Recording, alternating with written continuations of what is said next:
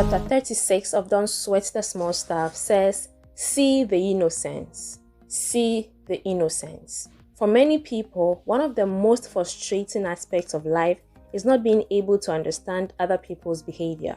We see them as guilty instead of innocent.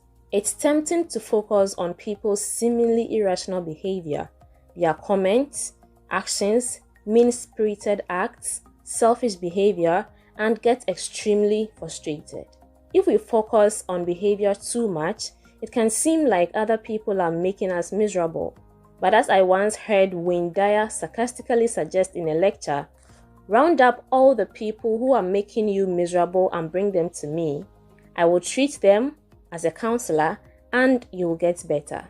Obviously, this is absurd. It's true that other people do weird things. Who doesn't?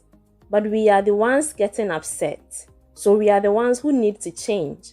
I'm not talking about accepting, ignoring, or advocating violence or any other deviant behavior. I'm merely talking about learning to be less bothered by the actions of people. Seeing the innocence is a powerful tool for transformation. That means when someone is acting in a way that we don't like, the best strategy for dealing with that person is to distance ourselves from the behavior, to look beyond it, so that we can see the innocence in where the behavior is coming from. Very often, this slight shift in our thinking immediately puts us into a state of compassion. Occasionally, I work with people who are pressuring me to hurry up. Often, their technique for getting me to hurry along is obnoxious, even insulting.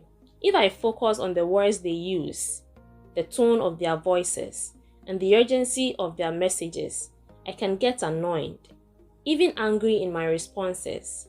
I see them as guilty. However, if I remember the urgency I feel when I'm in a hurry to do something, it allows me to see the innocence in their behavior.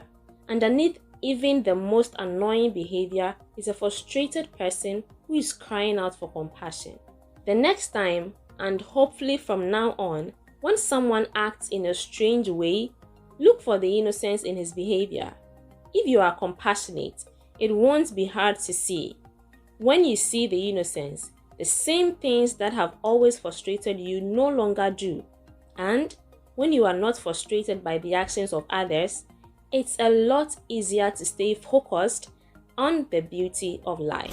I see the light inside you, brighter than the skies. Imagine how calm we will all act if we discover the reason why people do what they do to us, the reason why people do what they do with us, or the reason why people do what they do even against us. Seeing the innocence is simply looking beyond the behavior of these people. Notice these past chapters are teaching us how to calmly deal with our human relations. Have you noticed that? Well, the next time, and hopefully from now on, when someone acts in a strange way, look for the innocence in his behavior. If you are compassionate, it won't be hard to see. When you see the innocence, the same things that have always frustrated you will no longer frustrate you. And when you are not frustrated by the actions of others, it's a lot easier to stay focused on the beauty of life.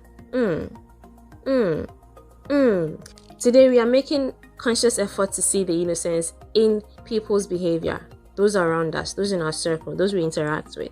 Let me hear from you in the comment section, the experience, the emotions it came with, the gratitude, the grace, all of that. I'll see you in our next episode. Until then, do let me hear from you in the comment section, and do not sweat the small stuff. Bye bye.